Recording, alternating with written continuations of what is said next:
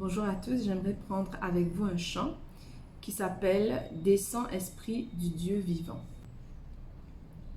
Descends, Esprit du Dieu vivant, sur notre pauvre race qui s'est perdue en poursuivant l'illusion qui passe. Donne-nous des langues de feu, la voix surnaturelle qui ramène les cœurs à Dieu par la bonne nouvelle. De nos ténèbres fais le jour, du chaos l'harmonie. Chasse la haine par l'amour et la mort par la vie. Au-dessus des peuples divers, que la croix resplendisse. Au nom du Christ en l'univers, que tout genou fléchisse. Nous allons prier. Père éternel, nous te remercions pour ta grâce, tes bénédictions, alors que nous sommes arrivés au 6e jour. Nous voulons te demander ta grâce, nous voulons te demander de nous aider afin que ces messages puissent nous parler. Parle toi-même à travers moi, que tu puisses me remplir de ton Saint-Esprit. Te demandons ces grâces dans le nom de Jésus, avec le pardon de nos péchés. Amen. Aujourd'hui, nous sommes arrivés au 6e jour. L'expérience indispensable du réveil spirituel. L'expérience indispensable du réveil spirituel. C'est quoi un réveil spirituel? C'est le renouvellement d'une expérience spirituelle. Ça veut dire que chaque jour, nous nous réveillons, nous faisons des expériences avec Dieu. Nous sommes des chrétiens qui sont plus alerte, c'est-à-dire que nous sommes plus intéressés aux choses spirituelles, nous sommes plus désireux à ce que le Seigneur agisse dans nos vies.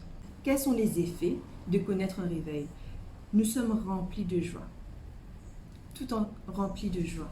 Nous avons le désir de partager le message de la bonne nouvelle de Jésus-Christ à ceux qui sont autour de nous. Nous voulons nous retrouver ensemble pour louer Dieu par des chants. Nous avons un désir de prier qui est plus grand qu'auparavant. Nous avons envie d'étudier la parole de Dieu ensemble ou seuls. Nous avons cette soif de connaissance. Nous voulons connaître plus par rapport à notre cheminement avec Dieu et par rapport à ses plans dans nos vies. Nous sommes convaincus de nos péchés. Cela veut dire que nous savons que les péchés nous séparent de Dieu. Nous savons que les péchés nous privent de beaucoup de bénédictions. Nous voulons faire de façon de marcher droit avec le Seigneur. Nous voulons vraiment travailler sur nos défauts et vraiment changer. Nous voulons prier et demander le Saint-Esprit chaque jour. Nous voulons faire l'expérience extraordinaire d'être en communion avec Dieu et aussi de le voir agir dans nos vies de chaque jour. Et nous voulons faire l'expérience de recevoir le Saint-Esprit. Nous voulons vraiment faire des expériences avec le Seigneur. Et cela est possible quand nous sommes vraiment disposés, même si nous ne le faisons pas de façon parfaite, mais du moment que nous décidons de marcher avec Dieu, de demander le Saint-Esprit, de prier, même si parfois on ne sent pas que le désir est là, nous faisons des expériences. Nous voyons comment le Saint-Esprit nous dirige. Peut-être que sur le coup, on ne se rend pas compte, mais par la suite, on se dit, mais ça, ce n'était pas un hasard. C'est vraiment Dieu qui était à l'œuvre à ce moment-là. Nous voulons soumettre chaque domaine de nos vies entièrement à Dieu. Nous voulons soumettre tout à Dieu. Parce que la Bible nous dit, dans 1 Corinthiens 6 au verset 19, « Ne savez-vous pas que votre corps est le temple du Saint-Esprit qui est en vous, que vous avez reçu de Dieu et que vous ne vous appartenez point à vous-même. » L'homme a tendance à être son propre gouverneur, à être son propre Dieu, à faire ce qui lui plaît, de son temps, de son argent, de ses choix. Tout dépend de lui seul. Et beaucoup de personnes se disent, mais je travaille, c'est mon argent, je n'ai pas à obéir à Dieu concernant comment gérer mes finances. Je n'ai pas à donner la dîme et les offrandes, je n'ai pas à aider mon prochain, c'est mon argent, j'ai travaillé pour ça. Mais qui t'a donné la santé? Qui te permet de te réveiller chaque jour pour pouvoir travailler? Ton corps est le temple du Saint-Esprit. Tu ne t'appartiens pas. Tous les domaines de ta vie, c'est-à-dire ta famille, tes enfants, ton couple, tes finances, ton corps en entier, tes projets, tes plans, tout appartient à Dieu.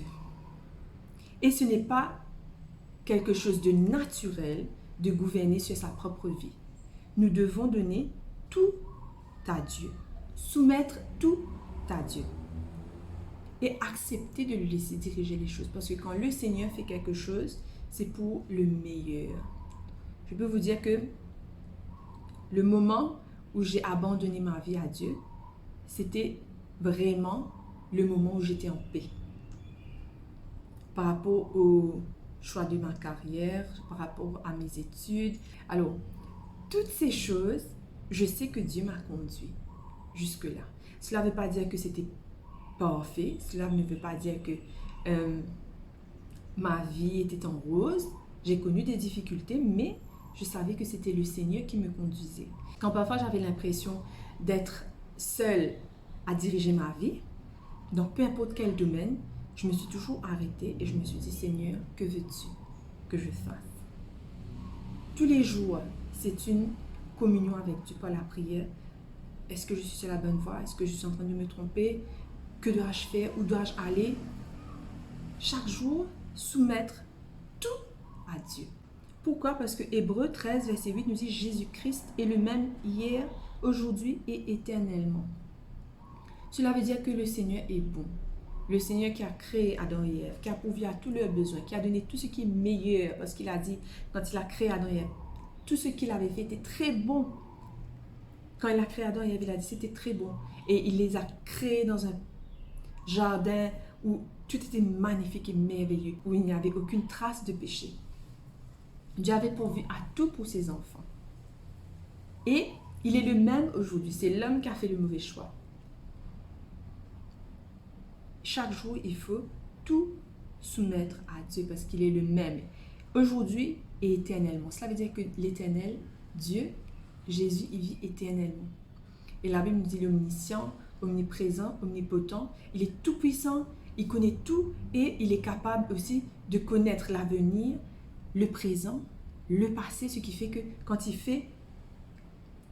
il nous conduit, nous n'avons rien à craindre. Parce qu'il connaît déjà l'avenir. Il a déjà trouvé des moyens. Il a déjà ouvert des chemins. Pour connaître un réveil spirituel, nous devons arriver à faire toutes ces choses. En fait, c'est ça le résultat du réveil. Ruben Toré a décrit le réveil en 3 aspects. Premièrement, c'est le fait de mettre de l'ordre dans sa vie.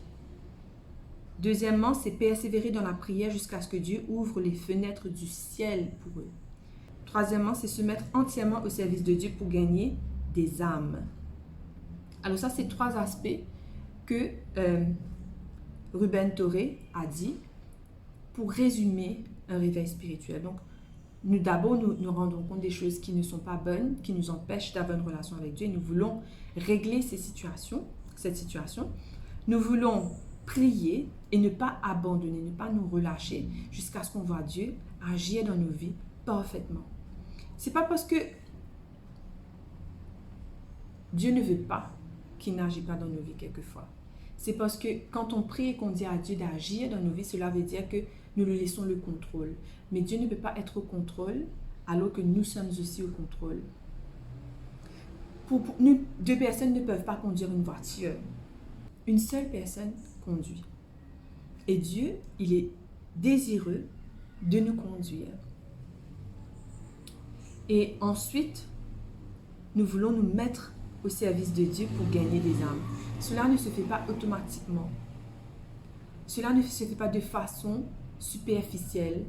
Jean 14, verset 16 à 18 nous dit: « Et moi, je prierai le Père, et il vous donnera un autre consolateur afin qu'il demeure éternellement avec vous. L'Esprit de vérité que le monde ne peut recevoir parce qu'il ne le voit point et ne le connaît point, mais vous, vous le connaissez car il demeure avec vous et il sera en vous. Je ne vous laisserai pas orphelins, je viendrai à vous. » Alors, à chaque instant que nous désirons connaître un réveil spirituel, Dieu, il est disposé à nous envoyer le Saint-Esprit afin que ce Saint-Esprit puisse œuvrer en nous et nous transformer, apporter ce changement et ce réveil spirituel. Jean 7, verset 38 nous dit: « Celui qui croit en moi, des fleuves d'eau vive couleront de son sein, comme dit l'Écriture. » Quand nous connaissons un réveil spirituel, Dieu peut faire son travail en nous. Dieu peut ouvrir les écluses des cieux pour nous bénir, tellement qu'on ne se rend pas compte. Il y avait, c'est une histoire bien entendu, pas basée sur des faits réels, mais simplement une histoire que les gens racontent. C'était un homme qui, un jour, a décidé de visiter le ciel, et il y avait Saint-Pierre qui était avec lui, qui était en train de lui montrer toutes les pièces qu'il y avait au paradis.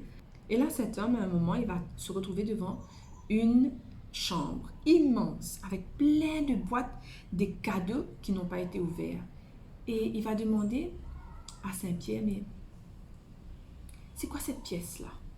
C'est quoi toutes ces boîtes avec des noms dessus? » Et là, Saint-Pierre va lui dire que c'était des présents, des bénédictions pour les humains, mais qu'ils ne veulent pas recevoir ces bénédictions-là. Ils ne veulent pas demander, ce qui fait qu'ils ne reçoivent pas. Cette histoire, qui n'est pas réelle, bien entendu, nous montre une image, une leçon que nous devons apprendre. C'est que le Seigneur veut nous bénir. Le Seigneur a de riches bénédictions pour nous. Il a des bénédictions en abondance. Il veut ouvrir les écluses des cieux. Il nous l'a promis. Il nous dit: demandez, vous recevrez. Mettez-vous à une disposition, vous recevrez ces bénédictions que je vais vous donner. Et c'est un travail que nous devons faire nous-mêmes si nous désirons vraiment recevoir ces bénédictions que le Seigneur a pour nous en réserve. Jean 7, verset 39 nous dit: « Il dit cela de l'Esprit qui devait recevoir ceux qui croiraient en lui, car l'Esprit n'était pas encore, parce que Jésus n'avait pas encore été glorifié. » Tous ceux qui croient en Dieu, il veut leur donner l'Esprit.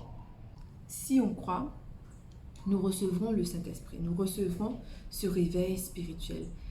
Nous verrons les choses pas seulement d'un point de vue humain, mais d'un point de vue spirituel. Dieu veut ouvrir nos yeux spirituels, nous faire voir les choses de la façon dont il voit les choses. Il veut que quand il y a une porte qui s'ouvre, nous puissions reconnaître que cette porte vient de lui. Il veut que quand une porte se ferme, nous reconnaissons que c'est lui qui ferme la porte parce qu'il connaît devant ce qui va arriver. Il veut tout simplement qu'on lui fasse confiance et qu'on ouvre nos yeux pour voir comment il agit dans nos vies. Mais avec nos regards humains, si nous contrôlons nos vies par nous-mêmes, si nous sommes les propres dieux de nos vies, nous n'allons pas pouvoir avoir le meilleur, nous n'allons pas pouvoir recevoir les bénédictions de Dieu, nous n'allons pas pouvoir partager ces bénédictions avec les autres qui sont autour de nous. Alors si c'est ton désir de recevoir le Saint-Esprit, c'est ton désir de recevoir ce réveil spirituel et de recevoir toutes les bénédictions que le Seigneur a pour toi à partir d'aujourd'hui, c'est simple. Prie. Demande le Saint-Esprit, demande un réveil spirituel. Demande à Dieu ces bénédictions qu'il a pour toi en abondance. Dis à Dieu: je te soumets tout. Nous ne nous appartenons pas à nous-mêmes, mais nous appartenons à Dieu. Le Saint-Esprit veut nous remplir. Dieu veut ouvrir les écluses des cieux, les fenêtres du ciel, pour déverser sur nous un déluge de bénédictions, si jamais on le veut. Prions si c'est ton désir. Père éternel, nous te remercions pour tes grâces, pour tes bénédictions, alors que nous venons devant toi pour te demander de nous aider à connaître ce vrai réveil spirituel. Un renouvellement, Seigneur, quotidien, où chaque jour, nous voulons nous débarrasser des choses qui sont mauvaises dans nos vies, où nous voulons prier davantage, nous voulons étudier ta parole, nous voulons partager les expériences que nous faisons avec ce Dieu vivant. Ouvre nos yeux spirituels afin que nous puissions te voir à l'œuvre dans nos vies. Très souvent, nous sommes comme cet homme qui ne voit pas les bénédictions que tu as pour lui, qui a tellement de présents que tu voudrais nous donner, tellement de bénédictions, mais nous ne sommes pas disposés à les recevoir parce que nous ne demandons pas, nous ne sommes pas obéissants, nous ne sommes pas soumis à toi. Nous te demandons ton Saint-Esprit afin qu'il nous remplisse, qu'il puisse nous guider, qu'il puisse nous bénir, qu'il puisse nous changer. Très souvent, le péché nous empêche de voir tes bénédictions. Le péché nous empêche d'être alignés avec ta volonté. Aide-nous afin que nous puissions surmonter ces défauts, ces péchés qui nous empêchent d'être en relation avec toi.